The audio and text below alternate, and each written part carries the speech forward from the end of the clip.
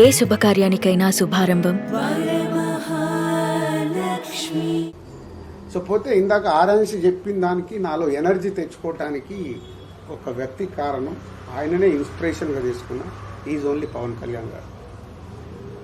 ఎందుకంటే పవన్ కళ్యాణ్ గారిని నేను తొలి ప్రేమ దగ్గర నుంచి ఒక 25 years జర్నీ, ఆ జర్నీలో మనకు తెలుసు ఒక 12 years బ్యాక్ కళ్యాణ్ గారు పీక్లో గబ్బర్ సింగ్, అత్తారింటికి గారది అలాంటి సూపర్ హిట్ల టైంలో పాలిటిక్స్లోకి వెళ్తున్నారు. అది ఏంటి ఇంత ఇమేజ్ పెట్టుకొని ఈ టైంలో పాలిటిక్స్లోకి వెళ్తున్నారు, అవసరమా అని చాలామంది, ఆయనను అభిమానించే చాలామంది, ఆయన మంచి కోరుకునే చాలామంది, అందులో నేను ఒక్కని, ఎందుకు ఈ టైంలో అని. బట్ ఆయన 10 ఏళ్ల జర్నీ చూశాను.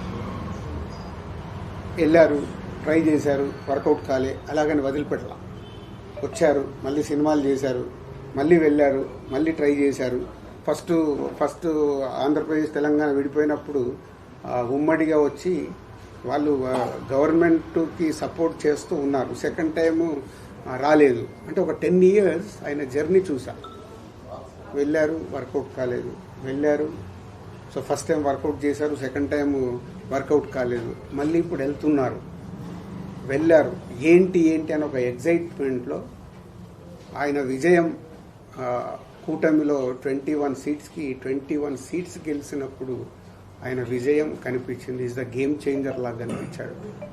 ఆ రోజు నుంచి ఆయన ఆ 12 సంవత్సరాల జర్నీని చూసుకొని, లేదు మనం ఫెయిల్ అవుతున్నామని ఆగిపోకూడదు, నా ప్రయత్నం 20 ఏళ్ళు 25 సంవత్సరాల నుంచి సినిమా ఇండస్ట్రీలో ఏదైతే బిల్డ్ అయిందో, ఏ హార్డ్ వర్క్ అయితే చేశామో అది మిస్ అవ్వకూడదని కళ్యాణ్ గారిని చూసి ఇన్స్పైర్ అయ్యి లాస్ట్ 7-8 months నుంచి అంత హార్డ్ వర్క్ చేసుకుంటూ, కొత్త బాధ్యతలు వచ్చినా కొత్త బాధ్యతలు చూసుకుంటూ.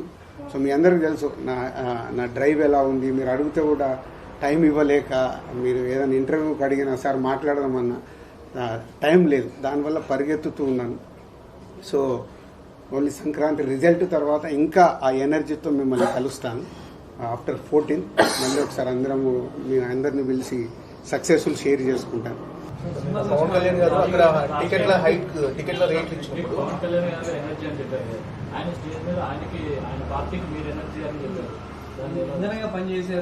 అంటే అది నాకు తెలియదు. ఇప్పుడు కళ్యాణ్ గారు మొన్న అలా చెప్పే వరకు కూడా నాకు తెలియదు. ఆ రోజు నేను వకీల్ సాబ్ సినిమా చేద్దామని అప్రోచ్ అవ్వడం, ఇలాంటి సినిమా కంబ్యాక్ చేయడం కరెక్టా కాదా అని కళ్యాణ్ గారికి డిస్కషన్. ఆ టైంలో నా పాయింట్ ఆఫ్ వ్యూలో అంటే ఈ సినిమా చేయడం వల్ల మీరు రేపు థియేటర్ నుంచి మీరు ఇప్పుడు పొలిటికల్గా కూడా ఇన్వాల్వ్ అయినారు అని డిస్కస్ చేసిన తర్వాత, మరి ఇలాంటి సినిమాకు ఎకానమిక్స్ ఎలా ఉంటాయి, డబ్బు గురించి తర్వాత ఆలోచిద్దాం సార్, ఈ సినిమా వెళ్ళాలి, ఈ సినిమా రీచ్ అవుద్దని నమ్ముతున్నాను, డైరెక్టర్ కూడా నమ్ముతున్నాడు. బట్ చాలామందికి ఇదేదో రీమేక్, మేము అలా చూడట్లేదు, రీమేక్ సోల్ తీసుకున్న పవన్ కళ్యాణ్ గారి ద్వారా ఎలా చూపించాలి ఈ సినిమాని చూపిస్తామని ఆ రోజు కన్విన్స్ చేశాను.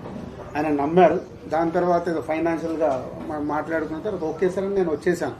నిన్న కళ్యాణ్ గారు అలా చెప్పేవారు కూడా నాకు తెలియదు. ఆ రోజు ఆ సినిమా చేయడం వల్ల అది జనసేన పార్టీకి ఇంధనమైందని నాకు తెలియదు. అందుకే మీరు ఆ విజువల్ చూస్తే నాకు ఆ టీయర్స్ వచ్చేసాయి. ఏంటి నిజమా ఇదని. అంటే లైఫ్లో చాలా మూమెంట్స్ మీకు తెలియకుండా జరుగుతాయి.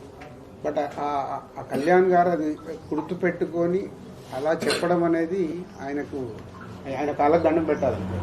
ఒక డిప్యూటీ సీఎం, ఒక లీడర్ అయింది, నా పార్టీకి ఇలా ఇంధనం అయింది అని అంటే ఇట్స్ గ్రేట్, థ్యాంక్ఫుల్.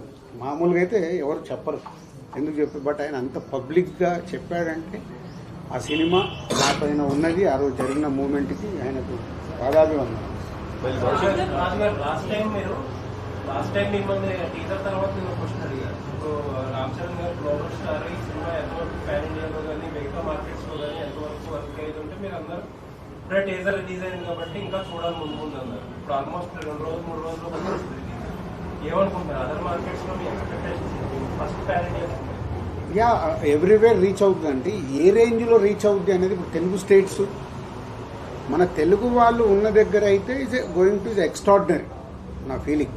ఇప్పుడు అదర్ లాంగ్వేజ్లోకి వెళ్తున్నప్పుడు వాళ్ళు సినిమాని ఎలా చూస్తున్నారు, ఎలా ఓన్ చేసుకుంటున్నారు అనే దాని మీద డిపెండ్ అయి ఉంటుంది.